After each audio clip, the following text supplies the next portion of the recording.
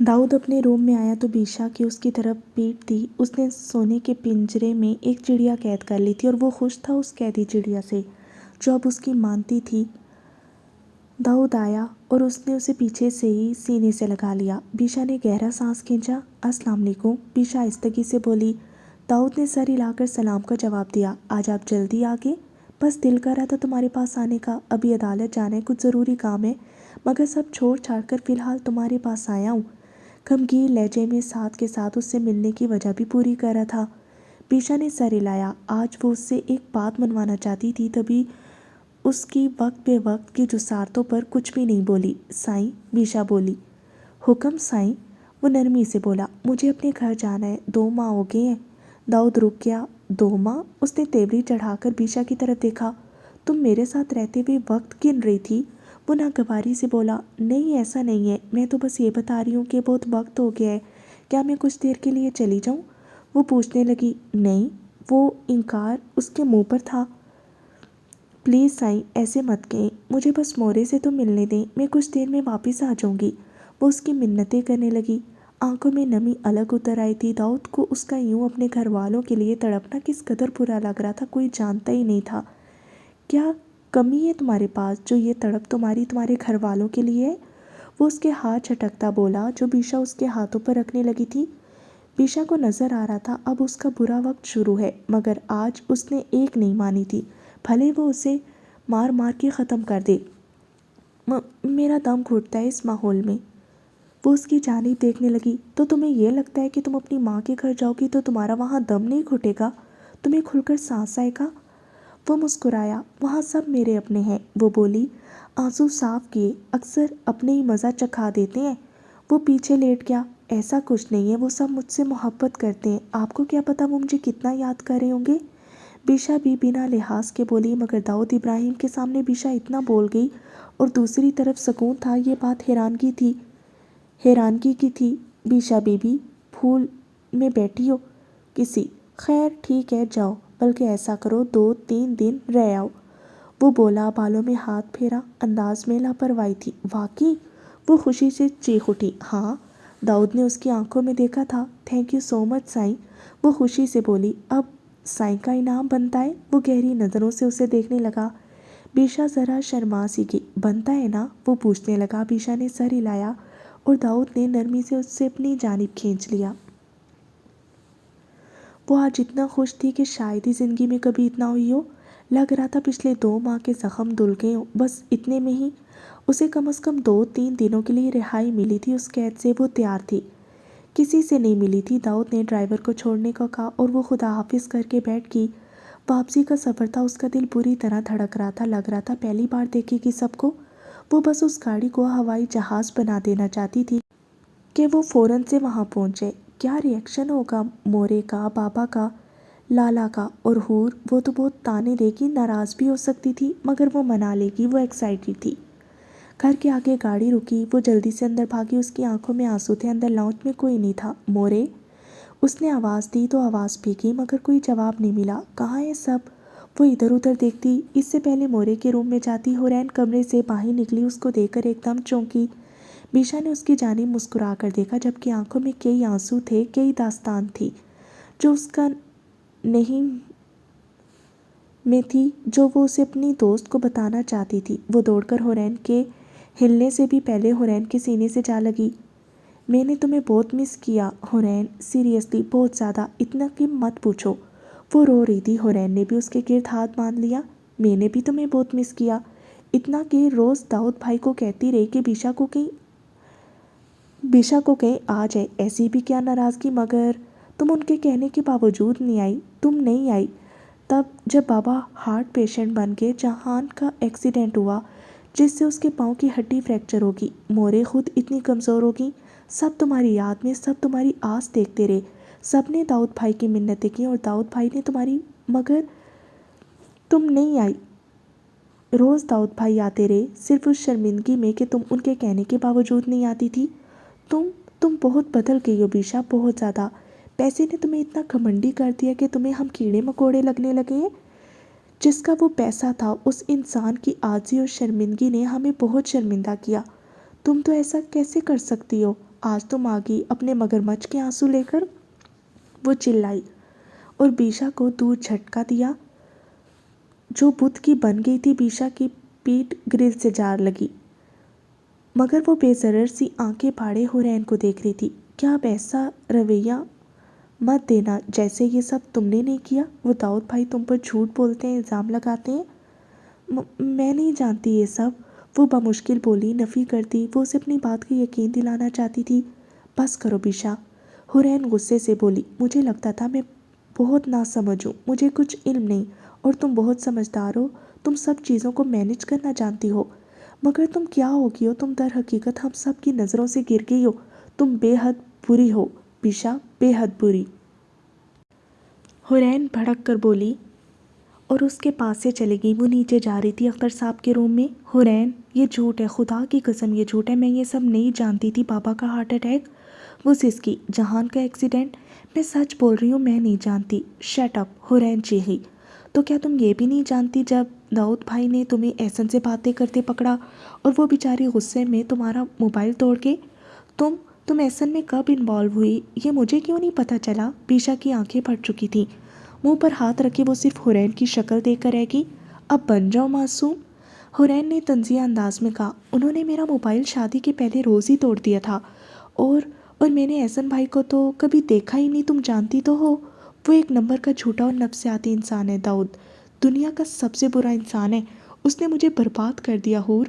वो मुझे मारते हैं, बहुत मारते पीटते हैं, छोटी छोटी बातों पर मेरा दम घोट देते हैं, और मुझे खाने को नहीं देते।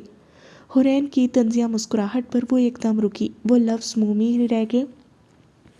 ये शोर शुराबा सुनकर मोरे भी बाहर आई, जबकि अख्तर साहब भी अपनी स्टिक पकड़कर बाहर निकले। बाप को देखकर बीशा भागकर उनके सीने से लगी बच्चों की तरह फूट फूट कर रो दी। अख्तर साहब ने उसके सर पर हाथ रख दिया। बहुत देर कर दी बेटा आने में। बीशा को लगा उसका दिल फट जाएगा। बाबा, खुदा की कसम मैं नहीं जानती, वो सिसकी। बीशा, मैंने तुम्हें बहुत याद किया, वो मुस्कुराए। बाबा, ये सब कैसे हुआ? वो उनकी जानिब देखने लगी जो बहुत कमज़ोर लग रहे थे। बंद कर दो तुम लड़की ये ड्रामा। दाऊद बेटा रोज़ आता रहा और हमारा लड़की पैसा के नशे में गुम रहा। मोरे ने गुस्से से कहा, मत करो, अब वो आ गई है, बस करें आप, ये हमारा औलाद है, इसका तरबियत हम ही करेगा। क्या पहली बार पैसा देखा था इसने? और एहसन, हमारा लड़की किसी और के साथ थी, ये बात कैसा बर्दाश्त कर पाता है सुनकर भी। मोरे, खुदा के वास्ते ये सब ना करें। बीशा ने हाथ जोड़े। वो झूठे हैं, वो झूठे हैं।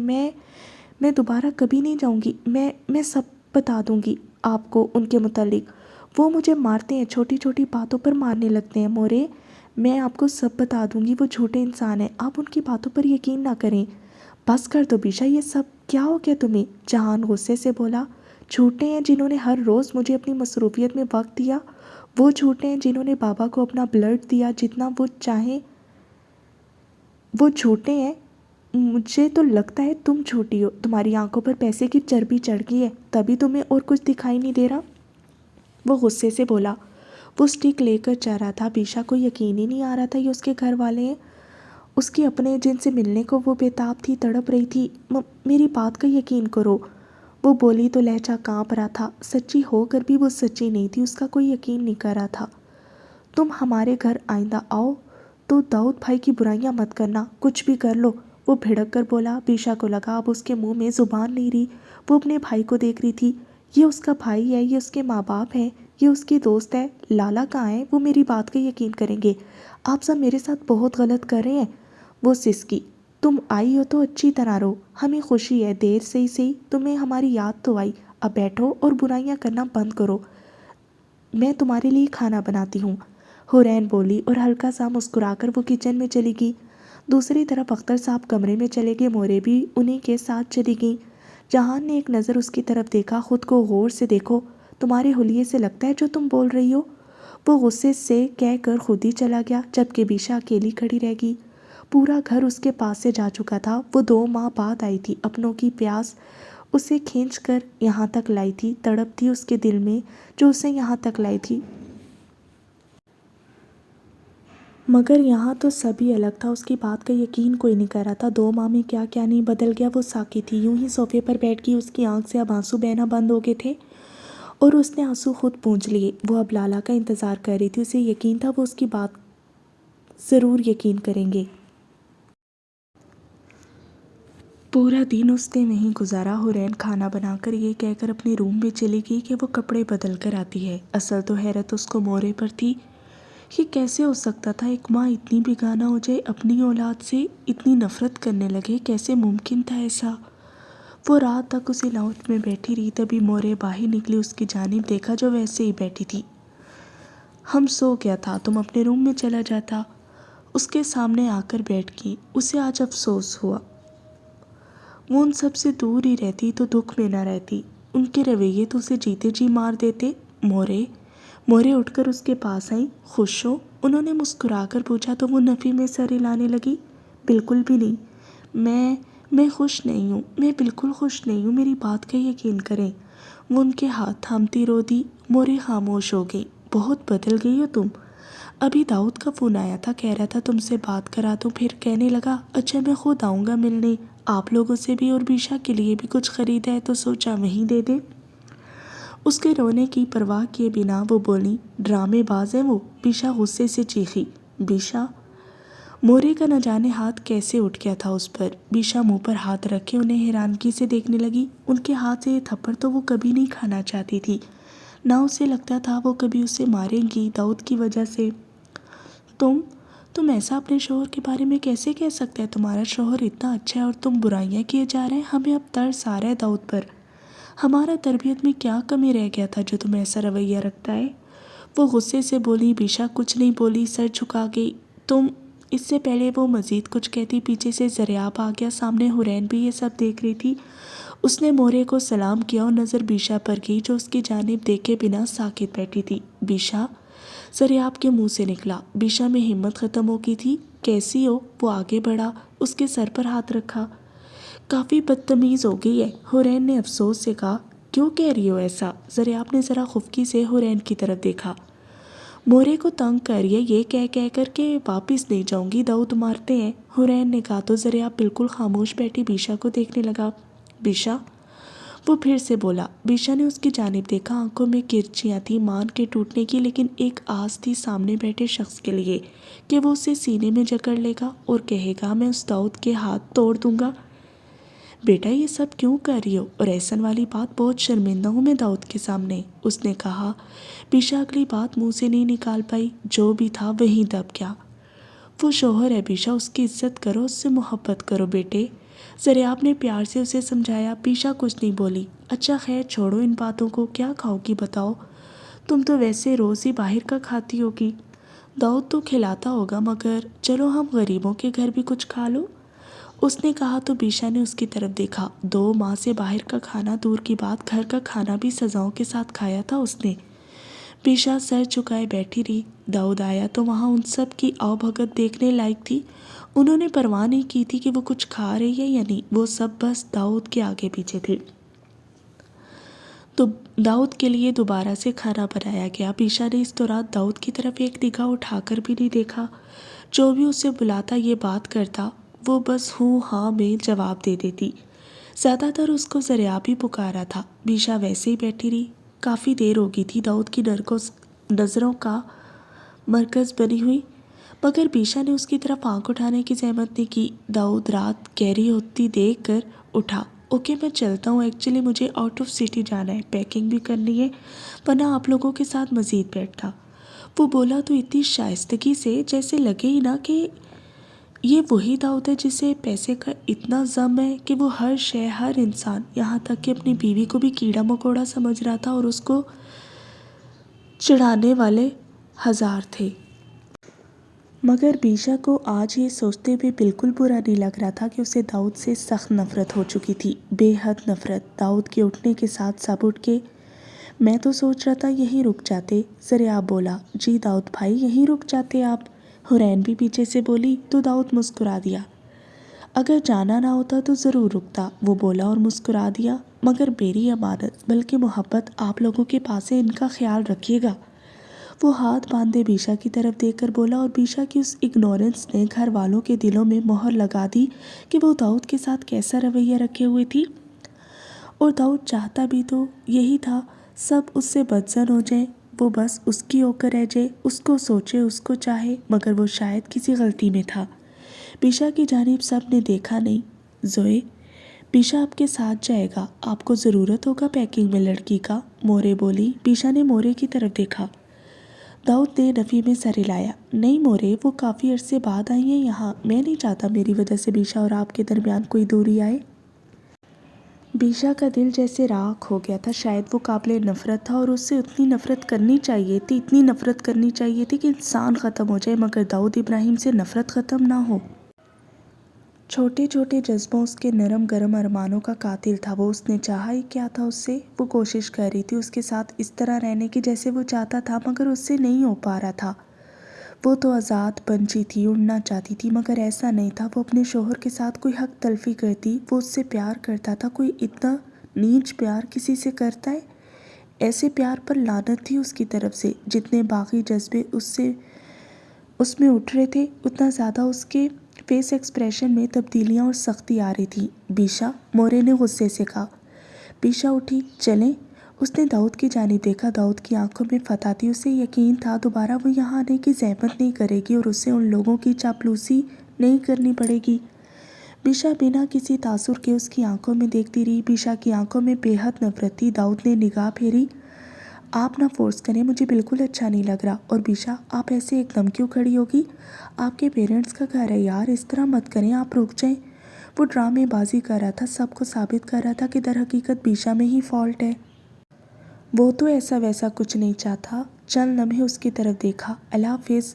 उसने एक नज़र सबकी जानिब उठाई। सपाट नज़र थी। सब उसको हैरानगी से देख रहे थे कि वो बीशा है। उसने रुकने की ज़िद भी नहीं की, मगर किसी ने अपने गिरेबान में नहीं झांका। कोई इस तकलीफ़ तक नहीं पहुंचा जो बीशा सह सह कर उनके पास मरहम रखवाने तड़प कर आई थी। उसकी मसीहाई करने के बजाय ऐसे ज़ख्म को और गहरा कर दिया। बीशा पहले वहाँ से निकली, जबकि दाऊद ने शर्मिंदगी ताड़ ली। मैं माफ़ी चाहता हूँ, प्लीज़ बीशा के बारे में कुछ नेगेटिव मत सोचिएगा। वो बोला तो सब तो उसकी सीरत पर फिदा ही हो गए, जबकि बीशा से और भी बदजन। सबसे अच्छे से मिलकर वहाँ से चला गया। वो सब पीछे बीशा के बारे में बातें करते रहे। तादेर बीशा का मौजू चलता रहा। इस दौरान सबसे ज़्यादा मोरे, हुरैन और जहानी बोल रहे थे। ज़रियाब और अख्तर साहब खामोश बैठे थे। कुछ देर बाद सब अपने अपने कमरों में आ गए। ज़रियाब क्राउन से टेक लगाए आंखें बंद किए बैठा था, जबकि हुरैन फ्रेश होकर आई थी, तभी बाजों पर लोशन लगा रही थी। ज़रियाब की तरफ उसने दोबारा देखा, मगर रोज़ की तरह ज़रियाब ने उसकी तरफ उन मलहाना नज़रों से नहीं देखा तो उसे बेचैनी हुई। उसने उसे पुकार लिया। हम ज़रियाब ने फ़ौरन जवाब दिया। किस सोच में हैं जो आपको पता ही नहीं कुछ भी इर्द गिर्द का?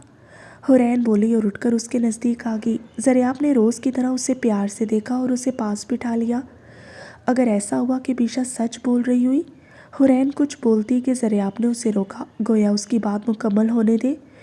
बीशा सच्ची हुई, दाऊद इब्राहिम वैसा ना हुआ जो हमें दिखाता है, और मेरी बहन वो सब फेस करी हुई। मैं जानता हूँ वो झूठ नहीं बोलती थी, वो तो किसी की शिकायत भी नहीं करती थी। ज़रियाब उलझन का शिकार था। सीरियसली मुझे आपसे इस कदर बेवकूफ़ाना बात की उम्मीद नहीं थी। सबसे पहले तो ये देखें उसके ठाट बाट क्या है, किस कदर दाऊद उस पर खर्च करते हैं। फिर दाऊद का अंदाज़ और अपनी बहन का नखरा देखें तो वो दाऊद को एटीट्यूड किस किस्म का दे रही थी। क्या मैं आपको ऐसा रवैया दे सकती हूँ? और फिर इतने अरसे बाद वो यहाँ आई। मोरे ने वैसे ही कह दिया, हज़ारों नौकर हैं दाऊद की हवेली में, वो किसी से भी पैकिंग करा सकता था, मगर वो कैसे जाने के लिए खड़ी होगी? उसने ये नहीं सोचा कि हमें भी वक्त दे। बस उसने वापस उसी जगह जाना था जहाँ वो अब सरदारनी बन गई है। लोग उसके हाथ पांव चूमते, उसके नाम के नारे लगते हैं। हकीकत तो ये है कि उसके बाप भाई बहुत छोटे हो गए हैं उसके आगे। अभी कुछ टाइम पहले दाऊद आए तो क्या कह रहे थे आपकी बात पर? ये उन्होंने तो कहा था जाओ पढ़ो, जैसी ज़िंदगी गुजारो, मगर वो ख़ुद पढ़ना नहीं चाहती। इतनी तो आज़ादी है उसके लिए कि जो मुंह में आया वो बोल देती है, जिसको जब चाहे रवैया दे देती है। आपको अब भी अपनी बहन सच्ची लग रही है? मुझे तो चिढ़ होगी है बीशा से, हद होगी है। कोई इतना कैसे बदल सकता है बस 2 माह में? उसने सर झटका। ज़रियाब उसे सुन रहा था। ये सब तो हकीकत थी जो दाऊद ने सब दिखाया था, मगर ज़रियाब के दिल में खटका था। कोई भी बात बीशा के हक़ में साबित भी तो नहीं हो रही थी, और आज का बीशा का रवैया देखकर ज़रियाब को भी अच्छा नहीं लगा था। ज़रियाब ने उसे खुद से नज़दीक करके सीने से लगा लिया। मुझे लगता था तुम बेवकूफ़ हो, मगर तुम तो काफ़ी समझदार हो, मुझे चुप करा दिया। वो नरमी, अपनायत, मोहब्बत और चाहत से बोला। हुरैन मुस्कुराई। मैं दुश्मन नहीं हूँ उसकी। अगर उसकी इस्लाह होती है और वो अपना रवैया बेहतर करती है तो इससे बढ़कर और क्या हो सकता है। और सबसे अहम, ज़र, हमें तो तभी खुशी होगी जब वो अपने घर अच्छे से रहेगी, खुश रहेगी। हमें कोई प्रॉब्लम नहीं है, मगर वो झूठ क्यों बोलने लगी है कि उसके साथ ये हुआ ये नहीं। बहुत दुख होता है जब उसका झूठ सुनती हूँ कि मेरी दोस्त कैसे बदल गई। वो अफसुर्दगी से बोली। ओके, अब तुम उदास मत हो, फिलहाल सबको भूल जाओ। ज़रियाब ने गहरी नज़रों से उसकी तरफ देखा। हुरैन शर्मा उठी। अभी मैंने थोड़ा सा काम करना है कॉलेज का। हुरैन ने नखरे दिखाए। कल कर लेना यार। ज़रियाब आजिज़ आया। बिल्कुल नहीं, पहले पढ़ाई बाद में। आप यही कहा था ना आपने मुझे। वो याद करती बोली। ऐसी की तैसी तुम्हारी, मेरी बिल्ली मुझे ही मियाऊं। वो एकदम झपटा तो हुरैन का कहका उभरा, जबकि उसमें ज़रियाब का भी शामिल था। शायद ज़िंदगी तो इसे ही कहते हैं कि कोई आपको समझे और आप उसे समझो। नोक झोंक हो, मोहब्बत हो, दुखों में भी साथ हो और गम में भी साथ हो। वो हवेली आ गई थी। दाऊद काफ़ी खुश मिजाजी में था। अलबत्ता बीशा ने न सारे रास्ते अपने मुंह से एक लफ्ज़ निकाला और ना ही वो मर्दान खाने में दाखिल हुई।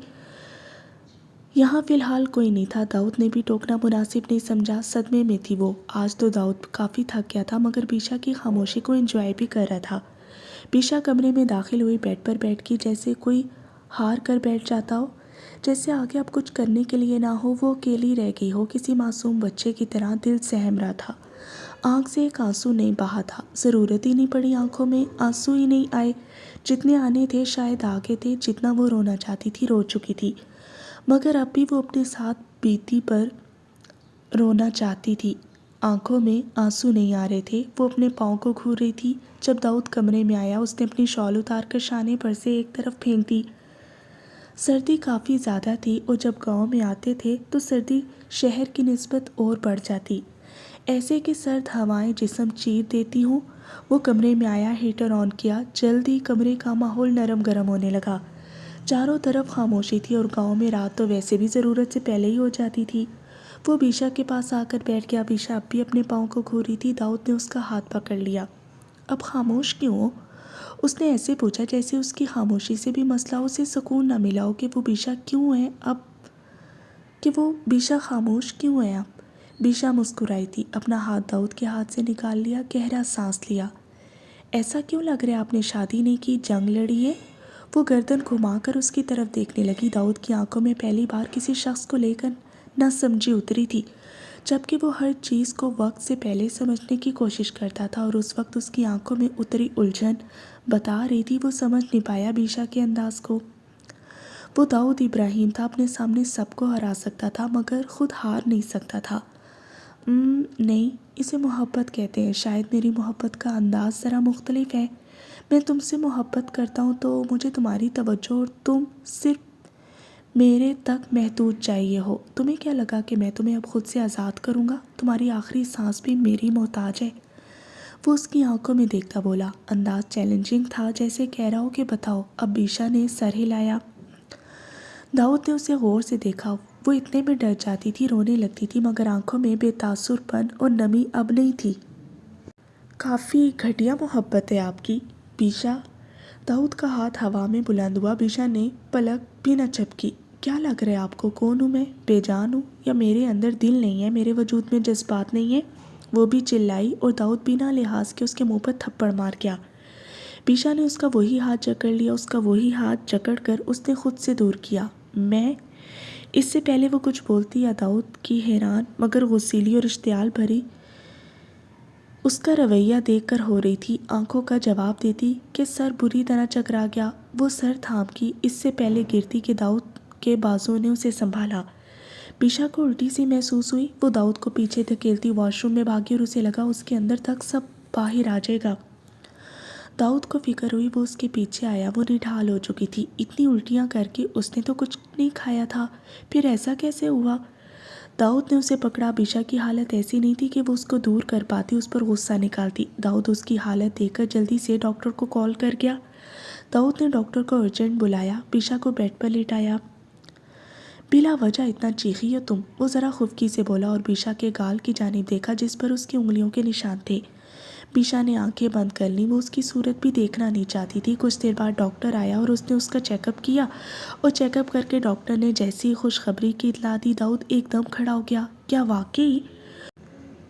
खुशी लहजे से छलक रही थी, जैसे वो खुशी से फटने को हो। जैसे ही डॉक्टर ने खुशखबरी दी, बीशा ने एकदम आंखें खोल दी और इतने अरसे में पहली बार उसकी आंख से आंसू निकले थे। जिस शख्स से वो इतनी नफरत करती थी, उसकी औलाद को खुद में पालेगी। बीशा ने सख्ती से मुठ्ठियाँ भींच ली। दाऊद ने जल्दी से उसका चेहरा पकड़ा। तुम मुझे बेटा देने वाली हो? वो खुशी से फटने को था। बीशा का चेहरा पकड़कर वो मुसलसल यही बोल रहा था। बीशा ने आंखें बंद कर ली। तुम थक गई होगी, मैं कुछ मंगवाता हूँ खाने के लिए, वो जल्दी से बोला। मुझे सारा डाइट प्लान चाहिए, वो डॉक्टर से बोला। तो डॉक्टर ने सर हिलाया और दाऊद ने फ़ोन उठाकर सबको ऑर्डर दे दिए, जैसे वो चाहता हो कि पूरी हवेली उठ जाए। उसने ज़रीना खातून को भी बुला लिया। पल में वो सबको इकट्ठा कर गया था। बीशा ने उस मजमे को एक लम्हे के लिए नहीं देखा। वो आंखें बंद किए हुए ही पड़ी रही। वो उनमें से किसी को देखना नहीं चाहती थी। उसे शिकवा हो गया था, मगर रब से शिकवा नहीं किया। उसने खुद को रोका किसी भी शिकवे से, मगर हालात ऐसे बन गए थे उसके लबों पर शिकवा अपने आप ही आ गया। आंखों से मतवातर आंसू गिर रहे थे। जरीना खातून उसका गम समझ सकती थी। वो मुसलसल आंसू साफ करती रही। फिर दाऊद ने उन सबको जाने के लिए कह दिया। दाऊद के कहने पर सब उठकर चले गए। जरीना खातून उसको प्यार करके वहाँ से खुद भी चली गई। दाऊद उन सब के निकलते ही बीशा के पास आया और वो उसके पास ही बैठ गया। मैं अपने बेटे का नाम ईसा इब्राहिम रखूँगा और उसके तो तुम देखना टोर ही अलग होगे। वो दाऊद इब्राहिम का बेटा होगा, दाऊद इब्राहिम का बेटा। वो बोल रहा था, लहजे में अलग ही जम था। बीशा को जैसे ये तोहफा देने पर उसको प्यार करने लगा, मगर बीशा के वजूद में हरकत भी ना हुई। वो यूं ही बेजान वजूद की तरह पड़ी रही। वो अपनी मनमानी और मर्जी पूरी करके करवट लेकर सो गया और उसके सोते ही बीशा ने आँख खोल दी। कैसे वो सो सकती थी? दाऊद को सोया हुआ महसूस करके वो उठकर बैठ गई। उसने बेड से पाँव नीचे उतारा, वॉशरूम में चली गई। कुछ देर बाद फ्रेश होकर आई। सोफे पर से दुपट्टा उठाकर सर पर नमाज के लिए बांधा। शदीद सर्दी हो रही थी, मगर उसने किसी चीज़ की परवाह नहीं की। उसके वजूद में तमाम एहसास दम से तोड़ गए थे। बस एक सवाल करना चाहती थी, ऐसा क्यों? उसने मुसल्ला बिछाया। नमाजों की पाबंद तो नहीं थी कभी, मगर आज जिस तरह बिखर कर उसने अपने रब को पुकारा, आज से पहले तो कभी ऐसा नहीं हुआ था। वो दुआ के लिए हाथ उठाए बैठी रही। ज़ुबान पर कुछ नहीं था, जबकि दिल में बहुत कुछ था जो वो बोलना चाहती थी, पूछना चाहती थी। आंसू झरने की सूरत गिरने लगे। एक और मुशक्क़त, उसके कांपते लब हिले। एक और मुशक्क़त, बेटा होगा या बेटी? वो आंसू साफ करते पूछने लगी, ए अल्लाह, तू रहीम है, मैं गुनाहगार हूँ। ज़रूर मुझसे कोई बहुत बड़ा गुनाह हुआ है जो मुझे दाऊद मिला है। मैंने तो कभी किसी का बुरा नहीं चाहा, अपनों से मालहाना मोहब्बत की। मैं तो अपने शोहर के लिए भी दिल में मोहब्बत भरे जज्बे लेकर इस घर में आई थी। मैंने उसके रंग में रंगने की कोशिश की, मगर मेरे अल्लाह में पूरा नहीं उतर पाई। आज मैं बहुत बिखर गई हूँ। मुझे दाऊद ने नहीं, मुझे मेरे अपनों ने कीर्तियों में तब्दील कर दिया। ये ज़रूरी तो नहीं था कि वो सब मेरा यकीन ना करते। क्या पैसा इतना कीमती है अल्लाह के? जिसके पास पैसा हो वो खुदा बन जाए? खुदा तो तू है, तू सब देख रहा है। मेरा किसी गैर मर्द से ताल्लुक़, मेरे अल्लाह। वो सिसकी, तू तो जानता है मेरे किरदार में कहीं छोल नहीं। फिर भी शादी के बाद मेरे ही शौहर ने मेरे किरदार की धज्जियाँ बिखेर दी। अब वो बेटे का ख्वाहिशमंद है। मुझे बेटी ना देना अल्लाह, वो और जालिम बन जाएगा मुझ पर। उसने जायनमाज समेटी और एक नज़र दाऊद की तरफ देखा। वो आराम से सो रहा था। उसका दिल नहीं किया दोबारा उसके पहलू में जाए। ग्लास वॉल के पास आकर खड़ी होगी। अभी रात बाकी थी। धुंध काफ़ी नीचे तक उतरी हुई थी कि उसे ऊपर आसमान साफ दिखाई नहीं दे रहा था। उसने उस शीशे पर अपना हाथ रखा तो उसके हाथ का निशान शीशे पर बन गया। बीशा को थकावट के साथ भूख लगी थी। वो कुछ देर वहाँ खड़ी रही और उसके बाद वो रूम से बाहर निकल आई। जैसे ही वो रूम से बाहर निकली तो शायद रात का वो पहर था कि सभी सो रहे थे, इसीलिए यहाँ मर्दान खाने में कोई नहीं था, मगर आम तौर पर मर्दान खाना भरा रहता था मर्दों से। वो चलती हुई जनान खाने में आ गई। वहाँ भी कोई नहीं था। जनान खाने की तकरीबन लाइट्स ऑफ थी और एक दो जल रही थी। आम हालात में अंधेरे से डर जाना उसका बनता था। मगर शायद अब सब आम नहीं रहा था। वो परवाह किए बिना ही किचन में आ गई। वो वहाँ आई तो फ्रीज़र खोल कर देखने लगी। खाने को काफ़ी कुछ था, तभी भूख चमकने लगी। उसने अपनी पसंद की चीज़ें निकाली और निकाल कर वहीं बैठकर खाने लगी। अभी कुछ देर ही गुजरी थी कि उसे अपने पीछे जैसे किसी का एहसास हुआ। उसने दिल में दुआ की, ए अल्लाह, दाऊद ना हो बस। हाँ, वो कितनी बहादुर बनने की कोशिश करती, मगर वो अब भी उससे सहमी हुई थी। उसने मुड़कर देखा, ज़ारा खड़ी थी। उसका सांस बहाल हुआ और उसने बिना कुछ खाए फिर से खाना शुरू किया। बीशा को उसकी खामोशी अजीब लगी। वो बिला वजह पीछे खड़ी उसे घूर रही थी। तुमने सोना नहीं? बीशा ने खुद ही सवाल कर लिया। इस हवेली में रहते दो लोगों को नींद नहीं आ सकती, ज़ारा आराम से कहती उसके सामने आ गई। बीशा ने ज़रा हैरानगी से उसकी जानिब देखा। वो उसकी बात का मफहूम नहीं समझी थी। बीशा बीबी, तुम में अकल कम है, तभी तुम ठीक से नहीं रह पाती साईं के साथ। वो तंजिया मुस्कुराए। बीशा उसके अंदाज पर हैरानगी से देख रही थी। उसने जवाब नहीं दिया तो ज़ारा हंस पड़ी। अच्छा, मैं बता देती हूँ, इस हवेली में दो लोग नहीं सो सकते, एक जो साईं के साथ रहता हो, उसने बीशा की तरफ इशारा किया, और दूसरा साईं जिसके दिल में रहते हो। फिर उसने बड़ी दलेरी से अपनी तरफ उंगली की। बीशा को फितरी गुस्सा सा आया। कुछ भी था, वो इस तरह दाऊद के मुतल्लिक उसके सामने कैसे बात कर सकती थी। तुम कुछ ज़्यादा ही नहीं सोचने लगी हो? वो गुस्से से बोली। लो, मैं तो बहुत आगे निकल जाऊंगी बीशा बीबी। वो मुस्कुराई। हाँ, अपने बच्चे का ध्यान रखना। बल्कि मैं तो कहती हूँ मुसल्ले पर बैठ जाओ और दुआएं मांगो, हवेली को वारिस दे सको तुम। क्योंकि तुम्हारी शक्ल तो नहीं बता पाती, तुम्हारी गोद से कभी हवेली को वारिस मिलेगा? उसने नखूत और हसद भरे लहजे में कहा। बीशा दंग ही रह गई। उसके हाथ कांपने लगे। चली जाओ यहाँ से। जिस दिन मैंने तुम्हारी शिकायत लगा दी दाऊद को, उस दिन तुम्हें अच्छे से पता चल जाएगा। वो खुद को कंट्रोल करती बोली, हाँ हाँ हाँ। वो हंसी। बीशा उसकी मायनी खेस हंसी पर उसकी शक्ल देखने लगी। साईं मुझे मारेंगे, चलो उनकी तो मार भी सह लूँगी, भले दिन रात मारे, मगर एक नज़र तुम्हें छोड़कर देखे तो सही। मेरा वादा है, साईं को वारिस दूंगी। उसके अल्फाज पर बीशा के हाथ से खाने का चम्मच गिरा। उसकी आंखें फैल गईं। चेहरे पर बला की हैरानगी थी, और फिर शायद वो नहीं जानती थी ये उसने सही किया था। उसका हाथ पहली बार किसी पर उठा था। किचन में चटाक की आवाज़ गूंज गई। ज़ारा के मुस्कुराते लब सुकड़ गए। उसके गाल पर पड़ने वाले थप्पड़ ने एकदम ही उसका गाल सर्द कर दिया था। डूब मरो। किसी नामहरम के लिए तुम ये सब सोच रही हो, और उसी की बीवी के सामने किस जुर्रत से बकवास कर रही हो? बीशा ने मुठियाँ भींच ली थी। ज़ारा उसकी सूरत देखने लगी। तुम्हें शर्म आनी चाहिए। तुम ये सब सोचती हो दाऊद के बारे में। जिस दिन दाऊद का तुम्हारे से पाला पड़ गया, उस दिन अपने बाल नोच नोच कर खुद को ख़त्म करने की कोशिश करोगी, समझी तुम? तुम्हें क्या लगता है सिर्फ शक्ल के हसीन होने से सब अच्छा हो जाता है? ये दौलत, ये पैसा मिल जाने से सब ठीक हो जाता है? वैसे एक्चुअली तुम जैसी लड़कियों के लिए यही सब होता है। मगर फिर भी मैं तुम्हें साफ लफ्ज़ों में कह रही हूँ, आज के बाद मुझसे इस लहजे में मुखातिब कभी ना होना, और इस थप्पड़ को सारी उम्र याद रखना। और हाँ, तुम क्या किसी ज़माने में दाई रही थी जो तुम्हें मेरी शक्ल देखकर लग रहा है मैं हवेली को वारिस नहीं दे सकती? बस इतनी रहो जितनी तुम्हारी हैसियत है। बड़े बोल खुदा को भी नहीं पसंद। वो भड़कती हुई कहती उठी और वहाँ से चली गई। ज़ारा अलबत्ता वहीं खड़ी थी। उसके थप्पड़ ने ज़ारा का दिमाग घुमा दिया था। उसने बीशा के जाते कदमों की जानिब देखा और मुठियाँ सख्ती से भेजी, गोया बीशा की गर्दन हाथ में आ गई हो। बहुत जल्द इस थप्पड़ का जवाब दूंगी तुम्हें मैं, उसने कहा और टेबल पर मुक्का मारा। दूसरी तरफ बीशा कमरे में आई तो ज़ारा की बातें सोच सोच कर उसका दिमाग घूमने लगा।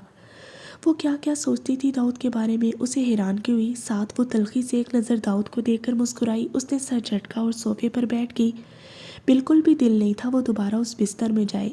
यूँ कहने को तो नरम गरम था, मगर उसका खुरदरापन बीशा अच्छे से जानती थी। वो सुकड़ कर बैठ गई। सर्दी सी लगने लगी, और जब सर्दी बढ़ी तो उसने रूम हीटर की जानिब देखा। ये चल रहा है, फिर भी रूम में सर्दी है। उसका रिमोट ढूंढने की कोशिश की कि मिल जाए तो वो उसकी स्पीड तेज़ कर दे, मगर उसे रिमोट नहीं मिला। सर्दी से वो कांपने लगी तो चारों चारों से उठकर दाऊद तक जाना पड़ा। उसने हाथ बढ़ाया, उसको पुकारना चाहा, मगर आंखों में गुजरा आज का एक एक लम्हा उतर आया। उसने हाथ वहीं भींच लिया और वो बिना कुछ कहे बिस्तर पर लेट गई। रज़ाई से उसने अच्छे से खुद को ढांप लिया। सर्दी अब भी लग रही थी, मगर उसने दाऊद इब्राहिम को पुकारना बिल्कुल नहीं था।